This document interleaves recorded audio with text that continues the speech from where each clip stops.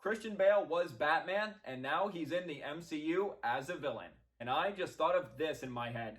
You either die a hero, or you live long enough to see yourself become the villain.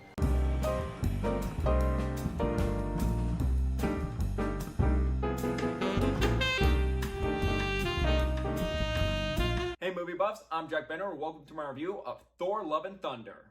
Thor Love and Thunder is now the 4th Thor film and now the 29th film in the Marvel Cinematic Universe. Taika Waititi, who directed Thor Ragnarok, is back directing this movie, starring Chris Hemsworth, Natalie Portman, Tessa Thompson, and Christian Bale. In Thor Love and Thunder, we follow Thor, as always played by Chris Hemsworth, trying to find his own path after the events of Endgame. But when Gore the God Butcher, played by Christian Bale, is set out to kill all gods, Thor must stop Gore with the help of Valkyrie, Korg, and the return of his ex-girlfriend Jane, played by Natalie Portman, who has become the mighty Thor.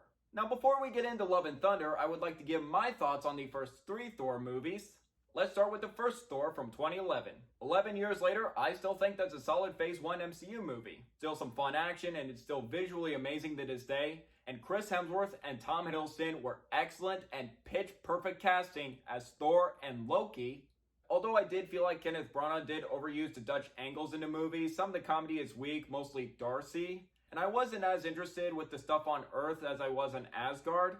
It may not be one of my favorite MCU movies, but still a good one. And I would give that first Thor 4 stars out of 5, a B+. And in 2013, Thor The Dark World came out in theaters. I remember saying Iron Man 2 was my least favorite MCU movie, but over time, I changed my mind.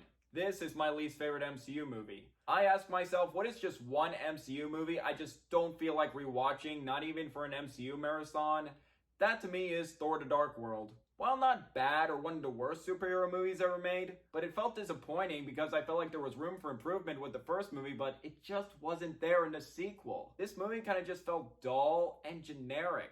The comedy in that movie just falls flat and just comes off as cringeworthy, and especially with Darcy, who was just so irritating in this movie. I couldn't stand her. Although I didn't mind her in WandaVision, but in this movie, oh god. And the villain Malekith, he's the worst MCU villain to me. He's just an absolute bore and generic villain. And again, not a bad MCU movie, but I would give it a 2.5 stars out of 5, a C+. And in 2017, we got Thor Ragnarok. That movie was a blast and a great change of pace for Thor. It was very funny, colorful, and entertaining throughout. I loved what Taika Waititi brought to the table with that movie, just going in a comedic direction that I felt like worked for that movie. And the actors get their chance to shine, and you can tell they're having a blast making that movie. And I remember a majority of that movie was improvised. Although upon rewatches, I do have some of my issues. Although I loved Cate Blanchett as Hela, I do feel like she was a bit underwritten and could have maybe developed her motivations a bit more. Second, I do feel like the comedy did undercut the drama at times. So I would give Thor Ragnarok 4.5 stars and A-. Great movie. Now at Comic-Con 2019, when Thor Love and Thunder was announced, I was excited to hear Taika Waititi was going to make another Thor movie. And I was curious to see where they would take Thor's character post-Endgame. And ever since Ragnarok, Thor has become one of my favorite MCU heroes. I just loved how they humanized Thor, making him more than just a god. With Ragnarok, Infinity War, and Endgame, I am still liking the balance of the tragic side of Thor and the comedy side of Thor. I will still forever defend Thor becoming fat in Endgame, and I felt like it worked for that movie. And also, the news that Natalie Portman was going to be returning as Jane and becoming the mighty Thor, I just thought, interesting. So I was curious to see this as an opportunity to how they would improve her character. And the trailers came out and they got me excited for this movie. And I was hoping what worked in Ragnarok, the strengths of that movie, would be continued here. And all I was hoping for with Thor Love and Thunder, not only another quality MCU movie, but hoping to have just as much fun as I did with Thor Ragnarok. So I finally saw Thor Love and Thunder a few days ago. And after I saw it, I did process my thoughts over time. And now what are my thoughts on Thor Love and Thunder? And is it great? Sadly, I don't think it's great, and I do feel like this is another mid-tier MCU movie. But I won't deny, I do think Thor Love and Thunder is another enjoyable entry in Phase 4 of the MCU. Let's start with the pros. First, the cast give top-notch performances. Chris Hemsworth still gives it his all as Thor and is still great as the character. His charisma, strong comedic timing, balancing the strengths and the emotions of Thor. At this point, Chris Hemsworth is still perfect casting, and I can't imagine anyone else in the role other than him. And I was curious to see Natalie Portman's return to this movie since The Dark World, and I didn't mind her absence in Ragnarok. After seeing the movie, I am happy to say this is the best Natalie Portman has been as the character of Jane. She's more likable and charismatic in this movie and brings great physicality to the action scenes of this movie. And at the first half of this movie, I feel like the film did its best to justify her comeback. And another surprise, I actually did find myself caring more about the romance between Thor and Jane than in the first two.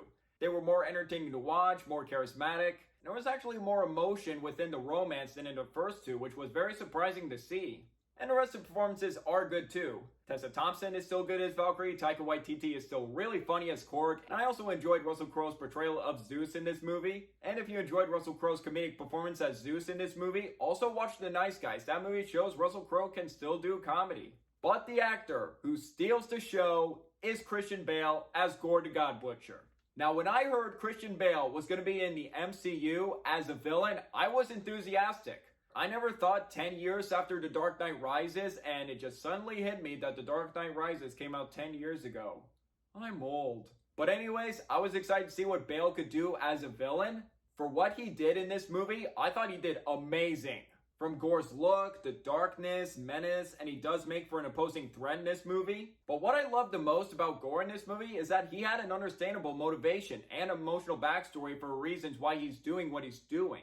And I actually did feel sorry for Gore at the beginning of this movie just to see why he became that way. Aside from Loki, who I view as a neutral character, not really a hero, not really a villain, I think Gore is the best Thor villain. I liked him more than Hela, and he is much better than Malekith, that's for sure. Now, where would he be in my favorite MCU villains? I don't think he's top 5 worthy in my opinion. I would say somewhere in my top 10 favorite MCU villains for right now. And Taika Waititi still does a good job making this movie, still maintaining his fun and colorful style. For most of the time, it is a visually impressive movie, just certain locations that they go to, some really top-notch visuals in this movie. When there is emotion and drama in this movie, especially in the third act of this movie, it was surprisingly effective. Especially with Thor and Jane's arc and where they take Gore. At the climax of this movie, it goes in certain directions that I honestly did not expect and I thought worked pretty well.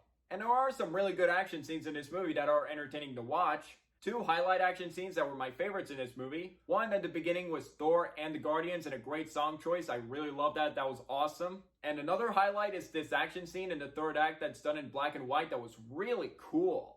And speaking of the Guardians of the Galaxy, just to let you warn you, if you're expecting a Thor and Guardians movie, you're going to be disappointed because they're only in the first half of that movie. And honestly, I was expecting that because this is not the Guardians movie. Plus, we are going to see them next year in Guardians of the Galaxy Volume 3, to which I can't wait for, my most anticipated MCU movie next year. And they do have their moments, they're still funny together. And I also feel like James Gunn handled these characters better than Taika Waititi does, and even the Russo brothers in Infinity War and Endgame, I felt like handled them better than Taika did.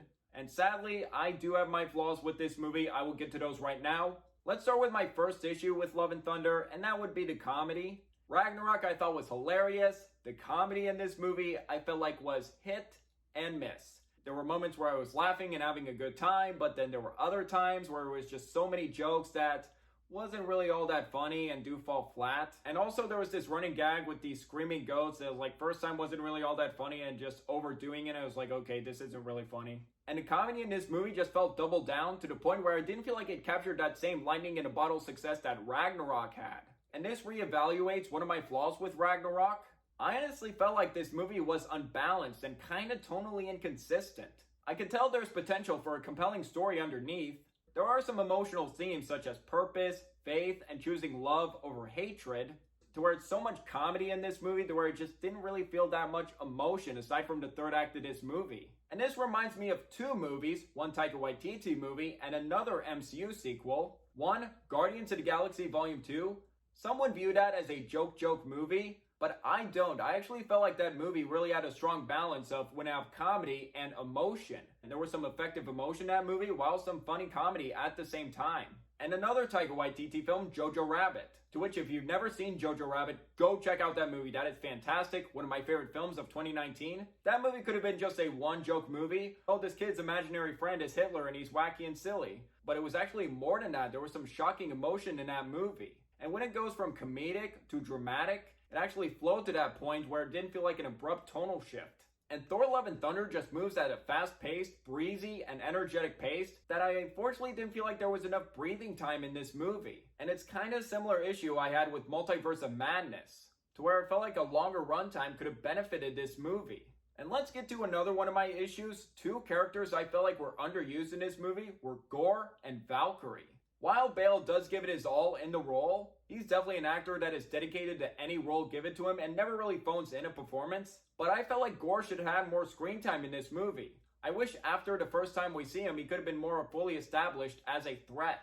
And is it me that I feel like Valkyrie barely got anything to do in this movie? Aside from her friendship with Jane, what did she really do in this movie? And it's just a shame because I liked her character and backstory in Ragnarok, and I just felt like they really didn't do much with her in this movie.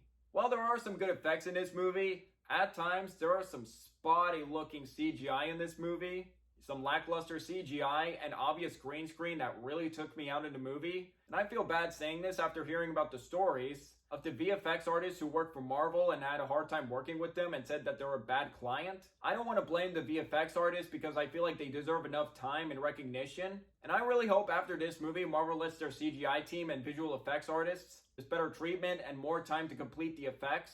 In conclusion, while Thor Love and Thunder does have its entertaining and emotional moments and great performances, it just feels rushed and unbalanced at the same time, unfortunately. It is definitely better than The Dark World, that's for sure, but unfortunately, not as good as Ragnarok, and I even prefer the first Thor over this movie.